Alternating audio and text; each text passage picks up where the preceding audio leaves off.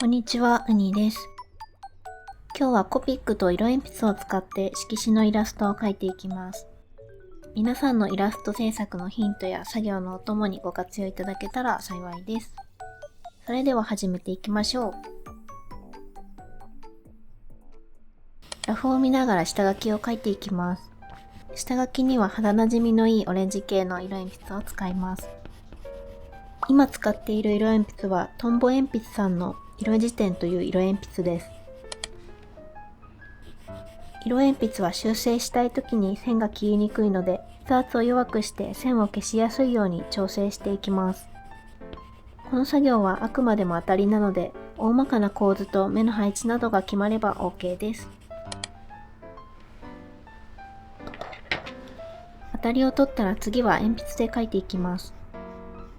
鉛筆で描いたところは修正ができるので自由に手を動かします。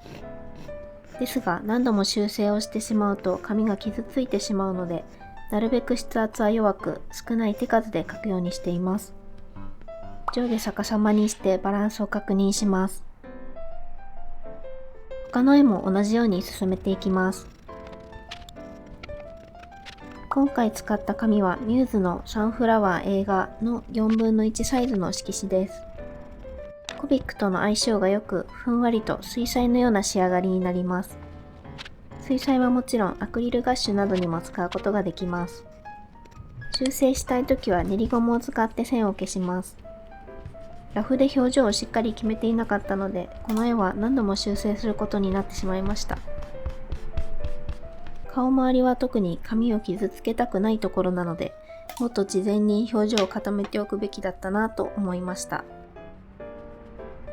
この後3回くらい修正してようやく落ち着きました。色紙は顔周りがメインな分、表情に気を使わないといけないので、顔を描くのが苦手な私にとってはいい練習になります。左向きの顔を描くのが未だに苦手なのですが、何か描く時のコツってあるんですかね？皆さんは普段どちらの目から描きますか？私はどの顔の向きでも右目から描くことが多いです。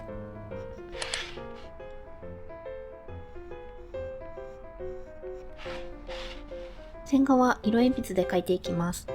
トンボ鉛筆色辞典の栗色と三菱色鉛筆880の焦げ茶色の2色を使っていきます。私が線画に色鉛筆を使う理由は主に3つあって、1つ目は線に濃淡がつけられることです。色鉛筆は筆圧の変化や消しゴムなどで線に濃淡がつけられるので、目やハイライトなどあまり線画を目立たせたくないけれど、ガイドラインが欲しいなというところに使いやすいです。2つ目は線画の色を自由に変えられるところです。肌の周りは赤みのある色、寒色系の色を使いたいところには青みのある色など、塗る色に応じて色を変えられるところが好きなポイントです。私は塗り始めてから線画の色を変えることが多いですが、今使っている色鉛筆はミリペンほど色が濃くないので、上から色を重ねてもある程度発色してくれます。3つ目はザラッとした質感が自然に作れるところです。シャープで美しい線を描くことができるミリペンとは逆に、色鉛筆はラフで柔らかい線を描くことができます。最近は丸みのある描き方を勉強中なので、線画も描きたいスタイルに合わせて色鉛筆を選んでいます。自分の目指すスタイルに合わせた画材選びも、アナログイラストを描く上で楽しいことの一つだと思います。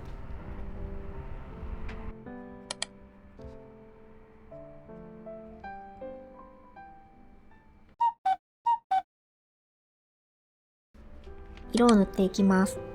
R04 つのコピックインクを色紙に直接垂らします。軽く手でなじませます。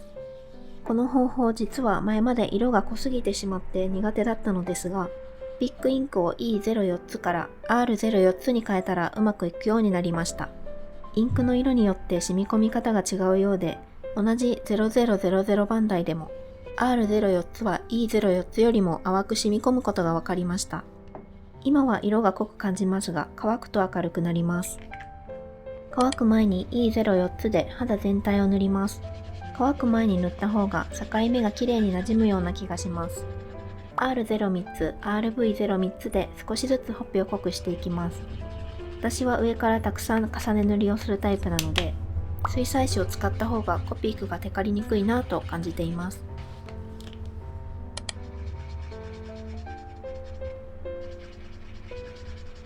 最近はほっぺに R81 を使うのが好きです。色がやや強くシルエットが残りやすいので、すぐに R000 などでぼかします。BV000 を瞳の上半分くらいまで塗ります。すぐに YR30 でぼかします。サンフラワー映画はグラデーションも滑らかにできるのでおすすめです。色鉛筆で線画を描いたところにもしっかり色をのせていきます。コピックでも線画を描くようなイメージです。ここでも R81 が活躍します。肌の周りはこんな感じで赤い色鉛筆で上からなぞっています。ちょっとしたことですが絵の雰囲気がぐっと変わるのでぜひやってみてください。使っている色鉛筆はホルベインのアーティスト色鉛筆のカーマインという色です。色鉛筆はちょっとした色味の調整や加筆にとても便利です。コピックよりも手軽に調整が可能なので淡く色味を足したいところによく使います。広範囲に色を塗りたいときは思い切ってインクを垂らしてしまいます。垂らした後はインクが広がっていくので外側にはみ出さないように真ん中の方から垂らします。乾き待ちの間に他のところを塗っていきます。私は基本的に濃い色を先に塗ってから薄い色でぼかしていくことが多いです。最初は濃い色を潰すような感じで重ねてぼかしてしまいます。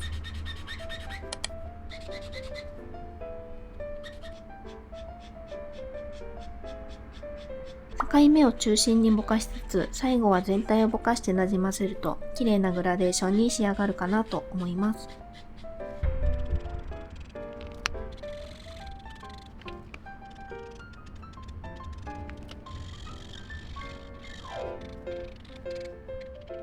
ベースの色が乾いたら同じ色を塗り重ねて立体感を出していきます。すぐにグラデーションができるように手元にグラデーション用の色を用意しながら作業するとスムーズです。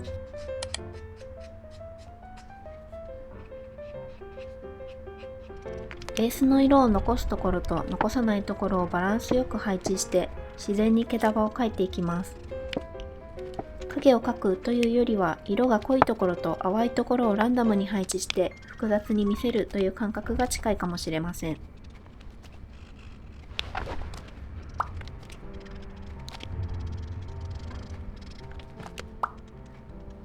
グラデーションの境目が気になるところや色味を足したいところには色鉛筆で加筆します。だらっとした質感も追加されるので一石二鳥です。鉛筆の質感が出るところは前に出てきて見えるので、ハイライトの周りやおでこの出っ張る部分に入れることが多いです。青みのある紫から赤みのある紫にグラデーションをすると、色味の幅を効かせながら綺麗なグラデーションを作ることができます。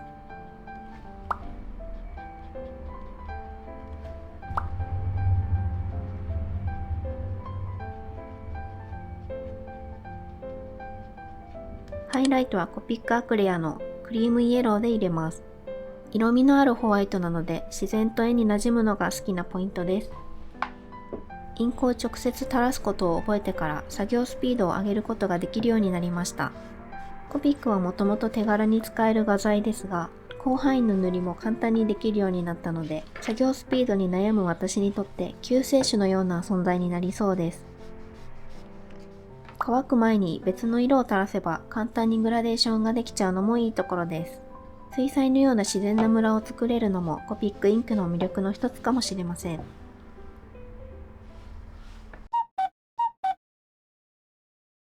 こからは軽いダイジェストでお送りします。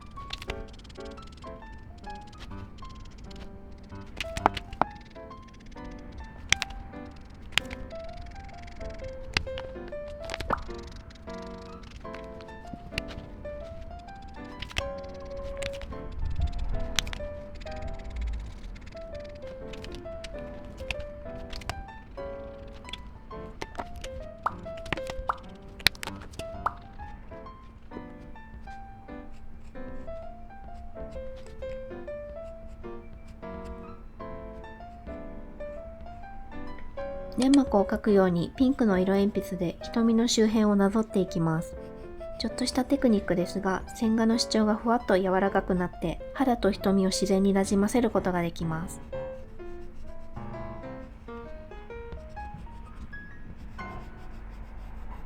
だらっとした質感を出したいときは、筆圧を弱めにすると質感を保ちながら描くことができます。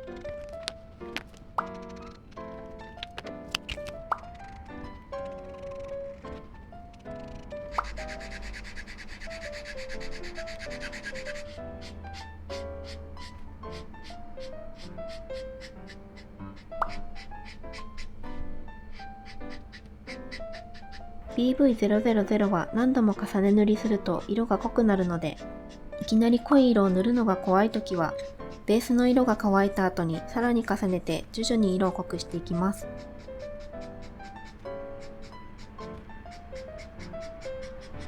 RV52 は紫がかったピンク色で BV000 との相性がとてもいいのでおすすめです。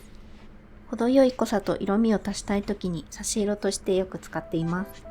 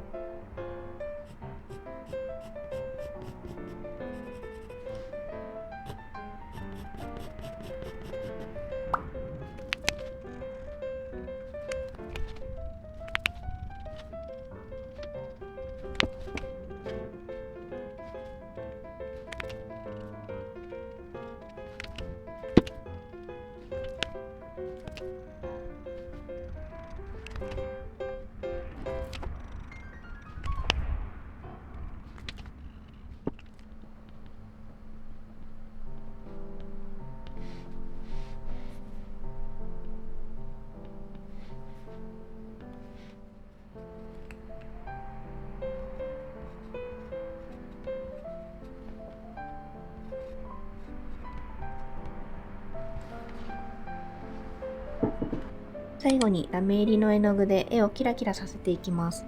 使っているのは呉竹のスターリーカラーズという岩彩です。絵の邪魔をしない綺麗なラメが好きで長く愛用しています。筆はタミヤモデリングブラシプロ2面相筆の極細です。瞳や髪のアクセントに少量のせていきます。ライトの下にかざすとキラキラします。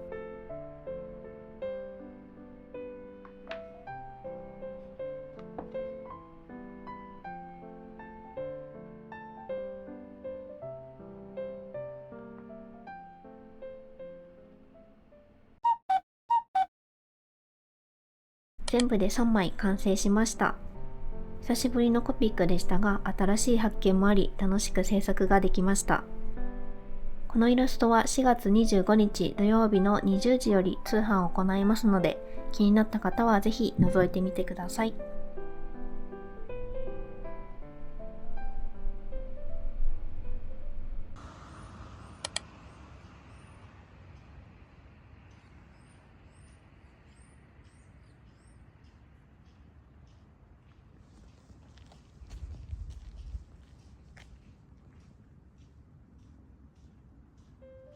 通販の準備の様子も少しだけお届けします。新しいグッズを作ったので、そのセットのおまけにつけるサンキューカードを書いています。このイラストの女の子たちを描いていきます。こういうちょっとしたイラストを描きたいときにデジタルは便利だなと思います。デジタルでもアナログらしい雰囲気を残したいので、最近はクリップスタジオペイントのデフォルトにあるチョークブラシを愛用しています。デジタルがあまり得意でない私でもアナログのような感覚で描けるのでおすすめです。他にも私が愛用しているアナログ風ブラシを紹介しているブログ記事があるので、もしよろしければ覗いてみてください。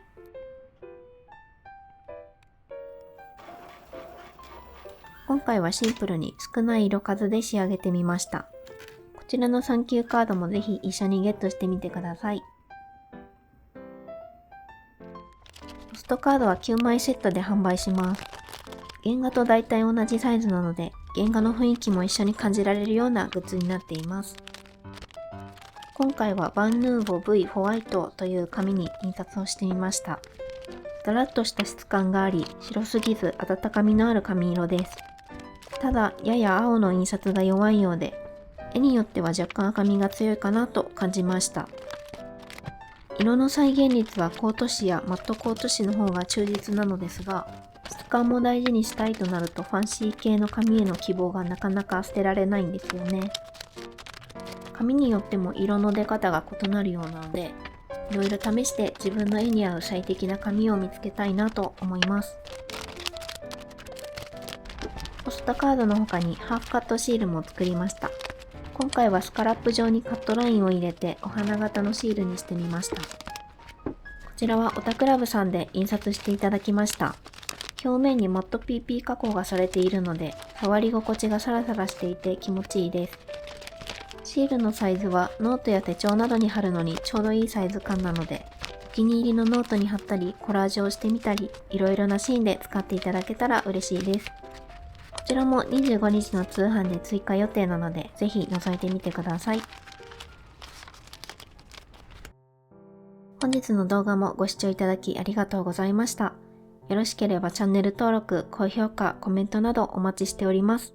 それではまた次の動画でお会いしましょう。またねー。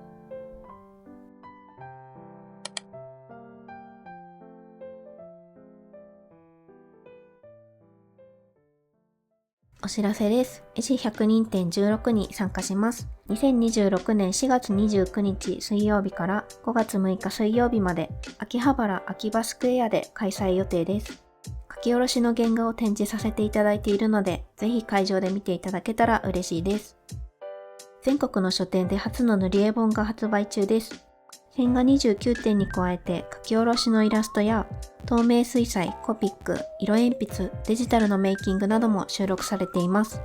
塗り応えのある一冊となっているので、ぜひお手に取っていただけたら嬉しいです。